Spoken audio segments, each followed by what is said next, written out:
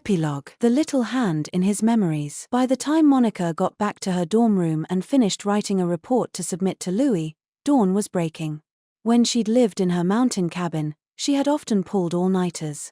But now that she had been on a regular schedule for a little while, her head felt heavy with lack of sleep. She walked to her classroom on wobbly legs, listened to Lana criticize her hair, and sat through the lesson, barely registering the buzz about Mr. Thornley's sudden disappearance. Her classes that day were a battle against drowsiness, and once they were over, she stifled a yawn and dragged her heavy legs over to the student council room. When she got there, the place was empty.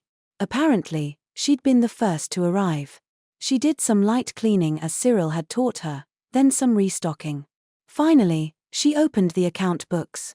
But while looking at numbers would have normally perked her right up, today she found they just wouldn't stay in her head. Oh yeah.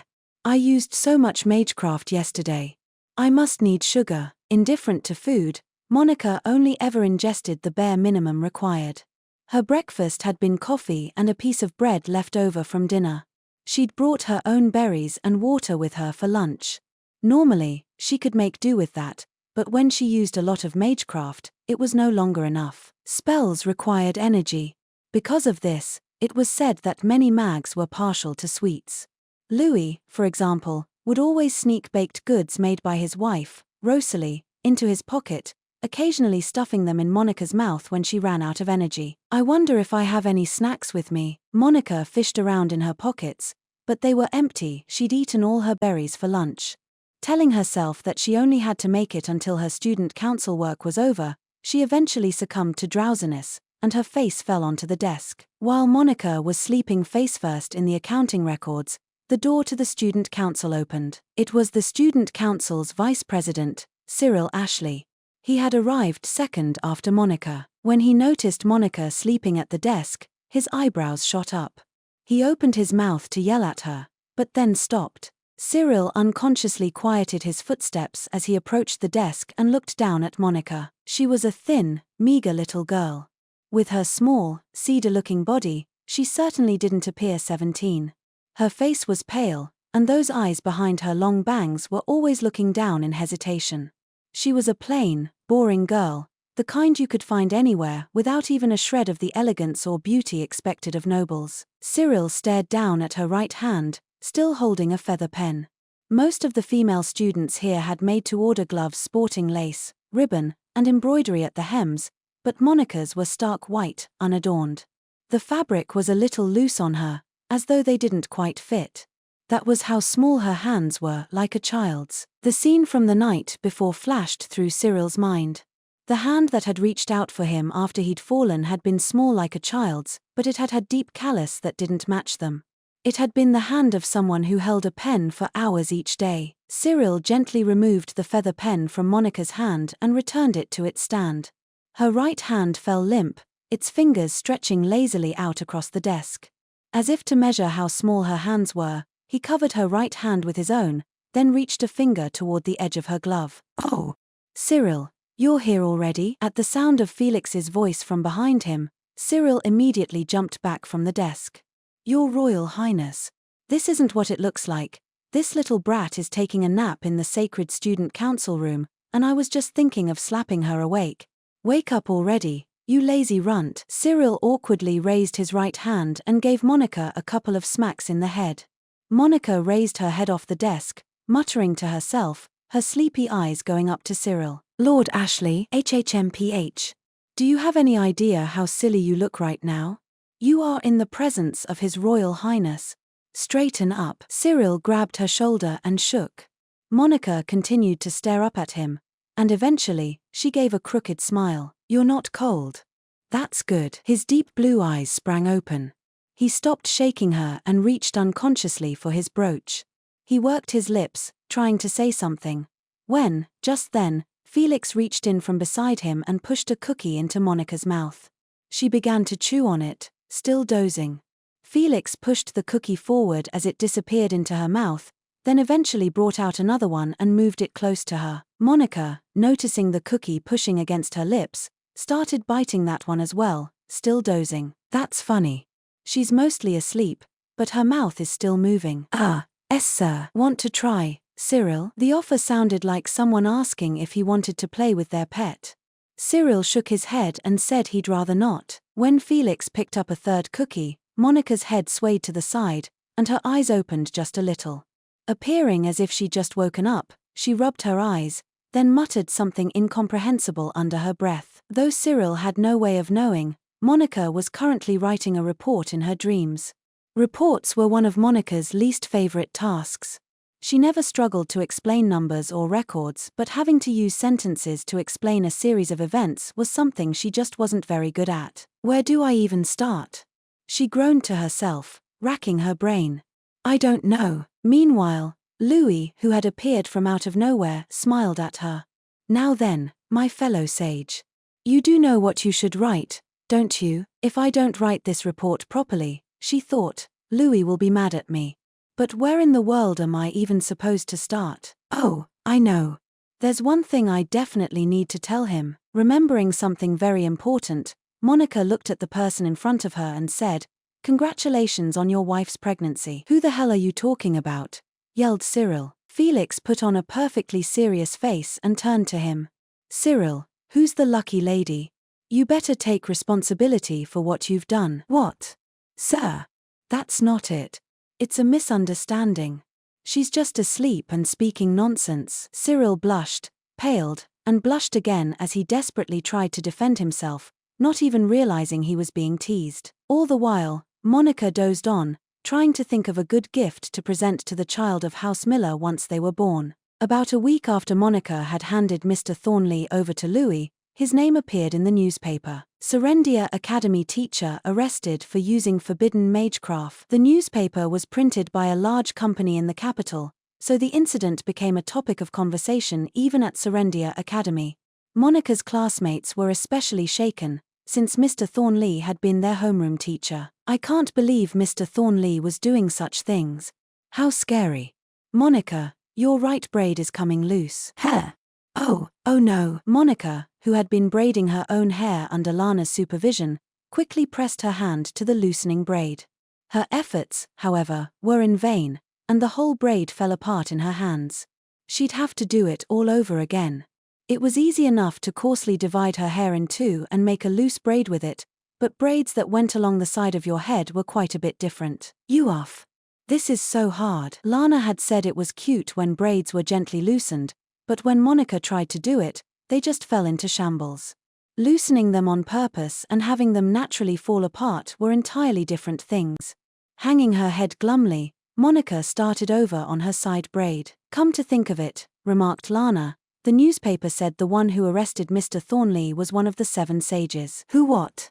The clump of hair fell from Monica's hand. Lana sighed and rested her cheek on her hand without noticing the way Monica's face had tensed. It was Lord Louis Miller, the barrier mage. Have you heard of him? I saw him once at a party in the royal capital. He was a very stylish, handsome man. ISC. Mags attended social events surprisingly frequently. That went double for the 7 sages, who stood at the pinnacle of magecraft. Some even called them the king's advisors. As such, they tended to attract attention wherever they appeared. Of course, Monica had never attended such a party. When it comes to the 7 sages, the most famous are the barrier mage and the starseer witch, don't you think? Oh, and the witch of thorns and the artillery mage Anne. Excuse me, squeaked Monica loudly and suddenly, earning a dubious look from Lana. Her face flushing bright red, Monica showed her the braid she just finished.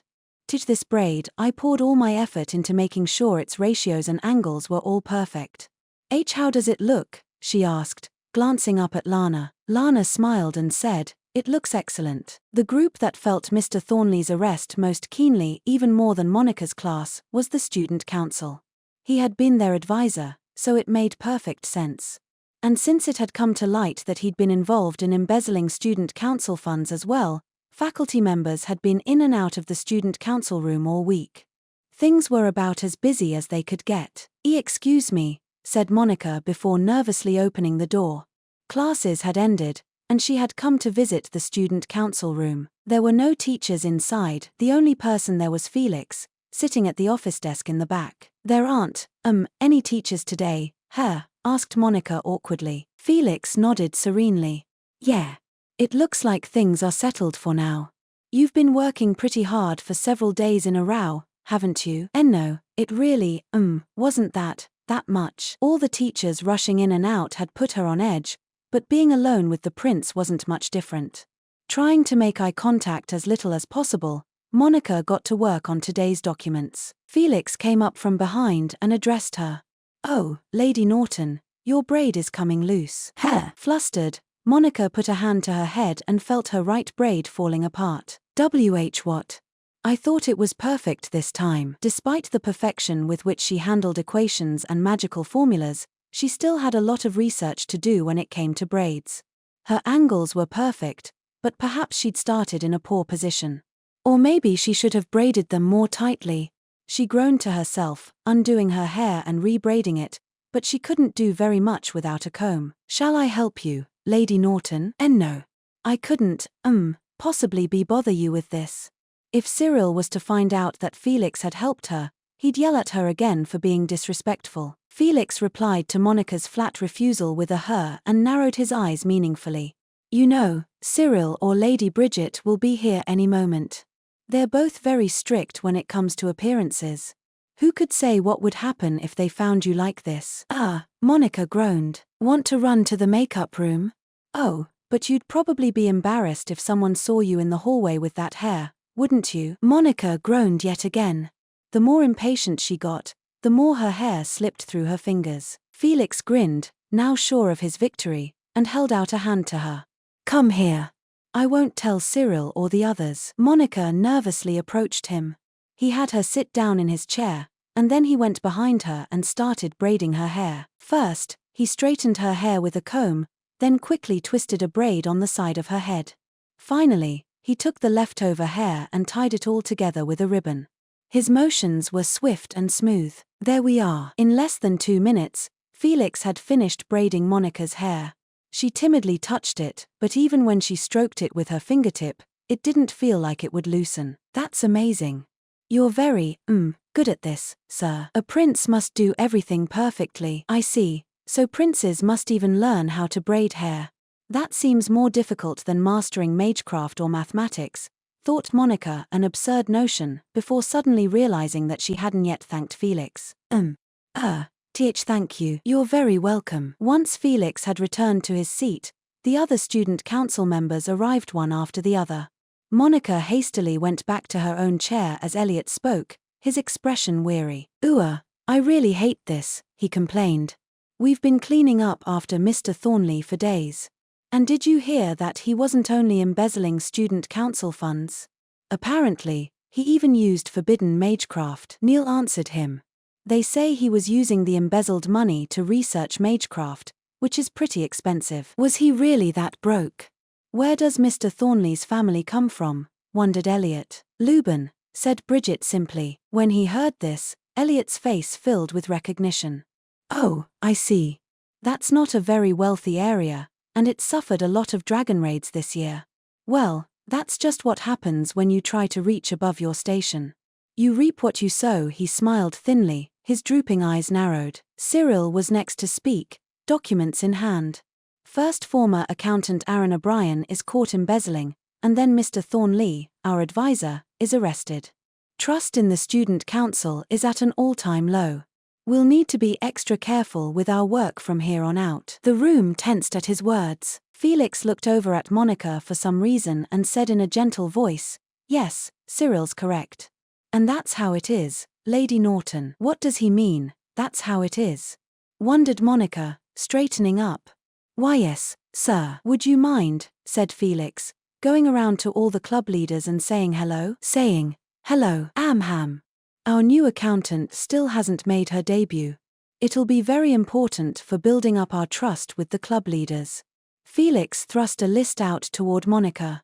It included the names of all the major clubs at Serendia Academy. Unlike the other student council members, Monica had joined at a strange time, so naturally, nobody knew her yet. Because the accountant dealt with budgeting, she was bound to have especially frequent contact with club leaders. Accordingly, she needed to introduce herself. Unfortunately, Greeting and introducing herself for the first time was one of the things Monica was worst at. And now she had to do just that for more than 20 clubs. Her face tensed and froze as Felix placed the list in her hand. Then, as if to encourage her, he covered her small hand with both of his and smiled softly. "You'll be all right. You look incredibly cute today. Go introduce yourself. And have confidence." Both his actions and words seemed aimed at encouraging her, but Monica could hear a voice in her head finishing his sentence. "I braided your hair myself, after all." Of course, this perfect prince would never say anything so condescending. As she sat there petrified, the list was plucked from her hand. It was Sirill, who was now looking it over for himself. "If you want to make it to all of these, you'll need to start immediately. I'll go with you." Monica wasn't the only one surprised at that. Elliot's droopy eyes widened as he looked at Sirill. "That's very kind of you. What's the occasion?" "I've seen Monica Norton's work this past week, and I've decided that she's worthy of being introduced as our new accountant. That's all." Monica gaped. Every time Sirill had seen her this past week, he'd scolded her for not being respectful enough to the prince, or for stammering too much, or for something similar. She'd been sure Sirill's constant anger was because he didn't think she was suitable for her position. Sirill glared at her as she stood in shock. "You heard me," he said. "Let's get going. Surely you won't say you can't, will you?" Monica's mind went back to what had happened that night a week ago, to what Sirill had said just before passing out. "No such thing as can't. I need to live up to." This young man wanted so badly to live up to someone's expectations that he tried to hold his head high until right before he'd lost consciousness. Even while mana was eating away at his entire body, she'd honestly thought it was incredible. And such an incredible person was now acknowledging her as his accountant. Monica played with her fingers and did her best to squeeze out her next words. I'll do my best," only to stumble at the finish line. Her face went red, and she looked down. Sirill's eyes widened just a little bit before he snorted proudly and quickly started off. "Very well, then. Let's get moving, Accountant Norton." Accountant Norton. She'd never been called by her title before. The corners of Monica's lips twitched as she replied in the loudest voice she could manage. "Coming."